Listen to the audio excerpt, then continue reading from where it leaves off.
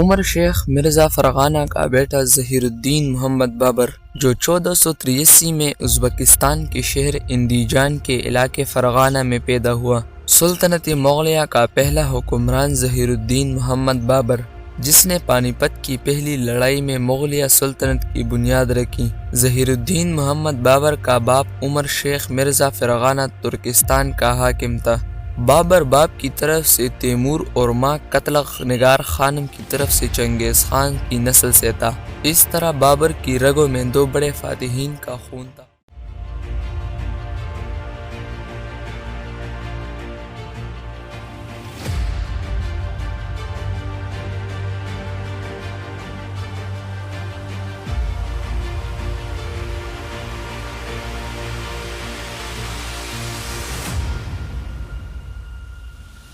Video number 9.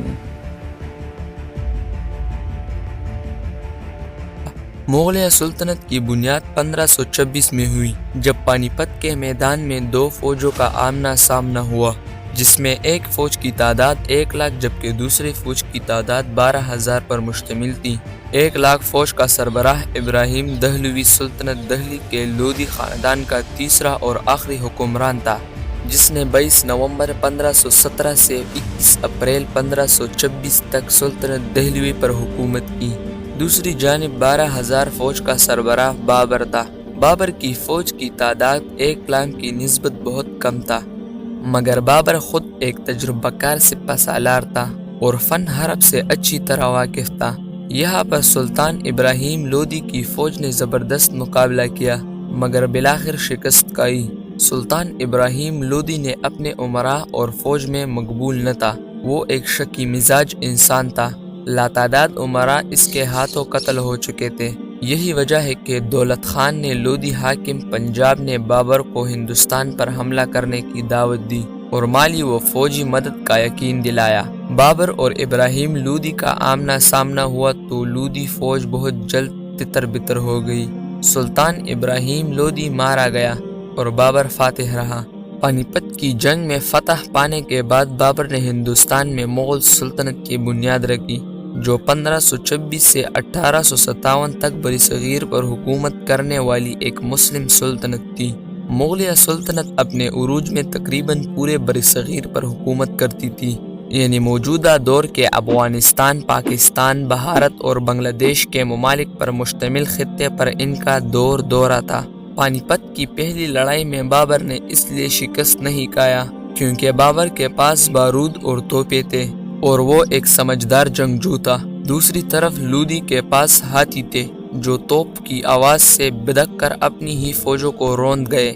یوں ابراہیم لودھی اس جنگ کو ہار گیا اور ہارنے کے بعد مغلیہ سلطنت کا قیام ہوا۔ 1526 عیسوی میں دہلی اور آگرہ کی فتح کے بعد صرف چند ماہ میں بابر کے سب سے بڑے بیٹے ہمایوں نے ابراہیم لودھی کے تمام سلطنت کو زیر کر لیا۔ 1527 عیسوی میں میواڑ کے حاکم سنگرام نے اجمیر اور مالوہ کو اپنی عملداری میں لے رکھا تھا۔ یہ بات تو واضح ہے کہ مغل سلطنت کا سرکاری مذہب اسلام تھا، تاہم اکبر اعظم کے دور میں کچھ عرصے تک اکبر کا ایجاد کردہ مذہب دین الہی رائج کرنے کی کوشش کی گئی تھی۔ اس مذہب کا مقصد تمام مذاہب والوں کو یکجا کرنا اور ہم آہنگی پیدا کرنا تھا۔ اکبر کے مطابق دین اسلام، ہندو مت، مسیحیت، سکھ مذہب اور زرتشت مذاہب کے عمدہ اور خالص اصولوں کو اکٹھا کر کے ایک نیا دینی تصور قائم کرنا تھا، جس سے رعایا میں نہ اتفاقیت دور ہو اور بھائی چارگی قائم ہو۔ لیکن اس کا عوام پر کوئی اثر نہ ہوا اور وہ بہت جلد ہی ختم ہو گیا۔ باقی تمام شہنشاہوں کے دور میں اسلام ہی سرکاری مذہب تھا اور مغل شہنشاہان اسلام کے بہت پابند ہوا کرتے تھے۔ ان میں اورنگزیب عالمگیر زیادہ شہرت رکھتے تھے۔ باقی شہنشاہ بھی اسلام کی پیروی کے لحاظ سے جانے جاتے ہیں۔ انہوں نے نہ صرف اسلامی قوانین رائج کیے اور اسلامی حکومت کو برصغیر کے کونے کونے میں پھیلانے کی بھرپور کوشش کی۔ تیموری روایت تھی کہ بادشاہ کے مرنے کے بعد شاہی تخت کا وارث بادشاہ کا بڑا بیٹا ہی ہو، لیکن تخت کی لالچ نے اس روایت کو رون ڈالا۔ ایک بادشاہ کے مرنے کے بعد اس کے بیٹوں اور رشتہ داروں کے درمیان جنگ چھڑ جاتی ہے۔ جو شہنشاہ اپنے حریفوں کو شکست دیتا وہ تخت مغلیہ کا وارث بن جاتا۔ بابر کو اپنے ماموں اور چاچا سے لڑنا پڑا۔ اس کا بھائی جہانگیر مرزا بھی اس کے لیے سر کا درد بن گیا۔ بابر کی موت کے بعد اس کا بیٹا ہمایوں بادشاہ بنا۔ اسے اپنے بھائیوں کی دشمنی اور مخالفت کا سامنا کرنا پڑا۔ انہوں نے ہر محاذ پر اس کے ساتھ دشمنی کی۔ ہمایوں کو افغان سرداروں کی مخالفت کی وجہ سے نقصان اٹھانا پڑا، مگر اس کے بھائی اسے شکست دے کر تخت دہلی حاصل کرنا چاہتے تھے۔ انہوں نے قدم قدم پر اسے پریشان کیا اور افغان سردار شیر خان سوری نے اسے شکست دے کر دہلی چھوڑنے پر مجبور کیا۔ ہمایوں دہلی چھوڑ کر لاہور پہنچا۔ افغان فوج نے اسے لاہور سے بھی بھگا دیا۔ ہمایوں شکست کھا کر ملتان جا پہنچا۔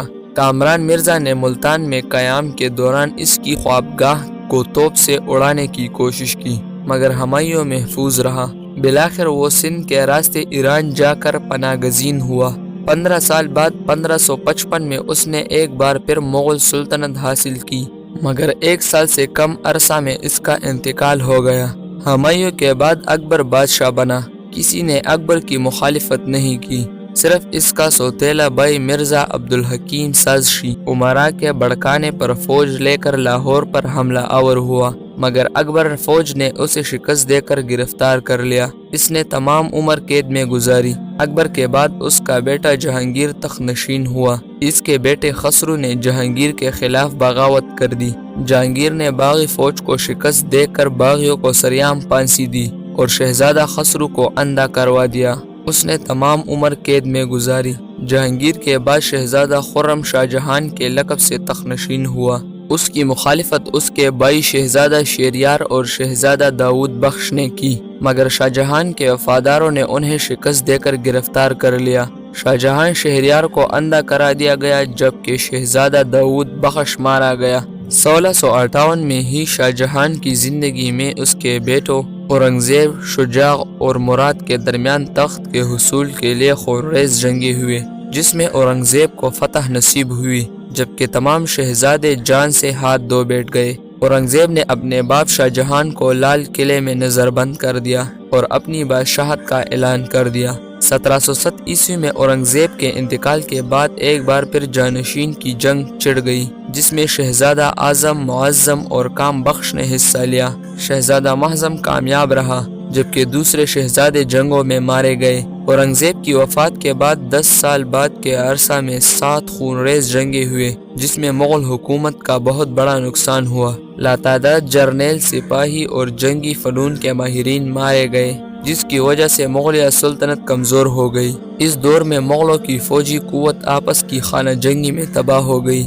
انگریزوں نے بنگال اور مدراس کی طرف سے ہندوستان کی سیاست میں دخل اندازی کرنا شروع کر دی، لیکن دہلی کی مرکزی حکومت کا کوئی حقیقی دعویدار ابھی پیدا نہیں ہوا تھا۔